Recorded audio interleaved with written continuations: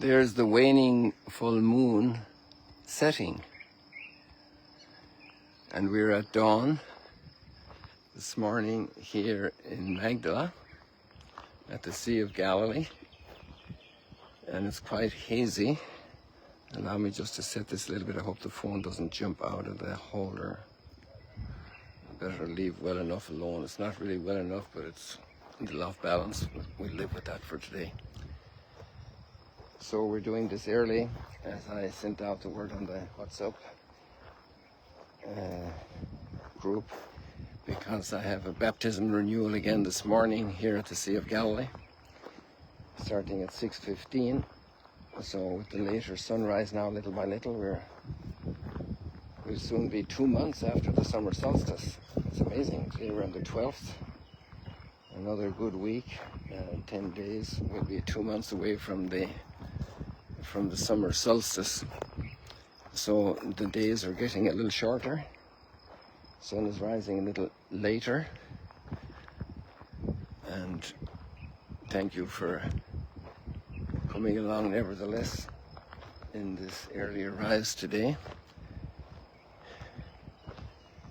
And I thought I would do the Facebook first, because in these special occasions I often do the Instagram first, but the Instagrammers wouldn't get any little sign of the redder dawn. I'm not sure how much we'll get given the amount of haze. But there's always a sunrise with the scriptures, and there's always a sunrise with each person as we wake up in the morning. A sunrise for the family, for the neighborhood, for the world, because each person who wakes up in the morning and hears the birds singing God's praises will join in. And every human being singing God's praises is a sunrise for the world, for the whole of humanity.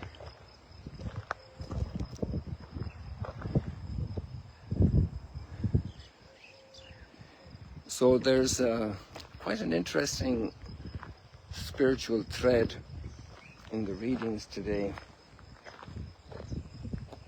I find it stimulating. And maybe it's to do with a misunderstanding of childhood. And vis-a-vis a 120-year-old man, yesterday I was with guests, and this man is in his mid-80s, and his mother passed away 4 to 5 years ago at 100. So this man is 120. His name is Moses. You've heard of him. And we're coming gradually to the end of his story, because we're in chapter 31 of Deuteronomy, and there are about 3 more chapters left to give account of his role in the history of salvation that God wanted, that God gave him. And that's something he never forgot, or he never neglected, that God gave it to him. He had his moments, striking the rock twice when he was told to speak to the rock and not strike it.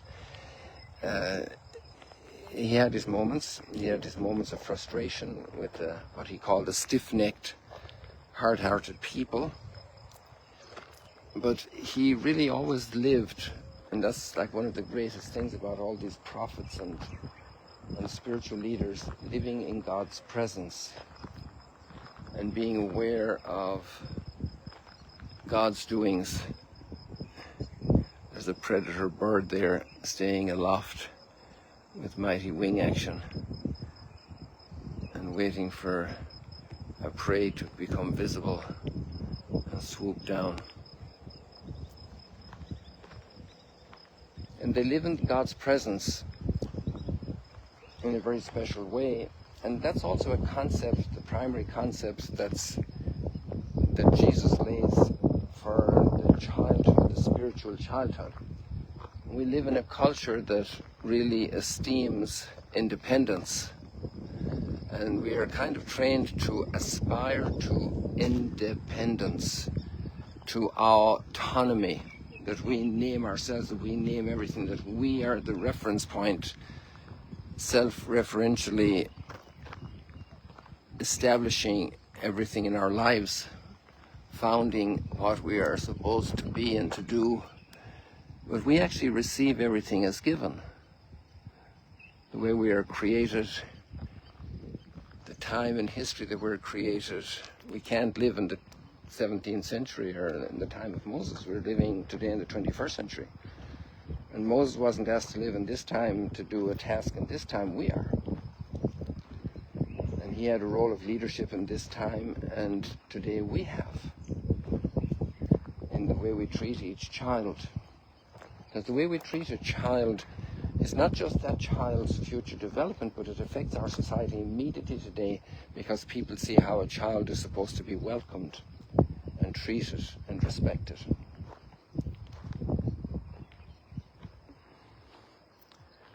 And to be childlike doesn't mean to be naive and to be unwitty and to not understand the workings of the world. We live in our time. We live in a whole series of dynamics, and not to develop an understanding of the world in which we live and the conditions in which people live would be to be irresponsible, because then, not knowing how people live and their situation, how can I serve them?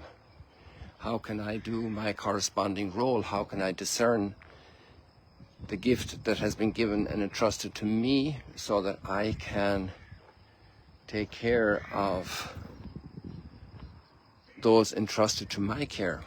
And that's also part of the big formula, that it's not just our dependence on God that's key to spiritual maturity, a great sense of that dependence on God, a great sense of being blessed by God with the gift of life and his providence to develop my life and his company, that I am absolutely not alone, but also we're in the context of a community. And that community is providing me with a lot of goods, a language, a culture, not just goods like a new telephone or a new garment, clothing, another piece of food from a different continent. Those are nice, but they're bigger goods, like culture, education. How many people are involved in our education? And we think of people doing doctorates in the interconnected world in which we live, and the sourcing of information and studies and the collaborative studies and investigation and research. And we actually live that way, but in our hearts we also disconnect a lot from our community, from our family, from our parents, from our siblings. There's a healthy space where in which we operate, but there should be extraordinary bonds of affection and love and support and interest and encouragement and stimulus one to another.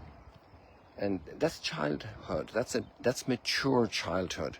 Childhood is a spiritual state of living in God's presence, and Joshua is going into the promised land, and the big lesson Moses delivers is, don't leave God's presence. God is the one that's going to do everything for you. That doesn't mean you don't have to do anything, but it means that your primary trust is that God is the one doing it. But so many times people today are in depression. They're disconnected, and that's not a statement of responsible guilt. It could be, but that's not the issue. When we don't have God's company, we can enter an extraordinary period of negativity. And that's not to exclude the spiritual cases of extraordinary mystics who go through the dark night of the soul.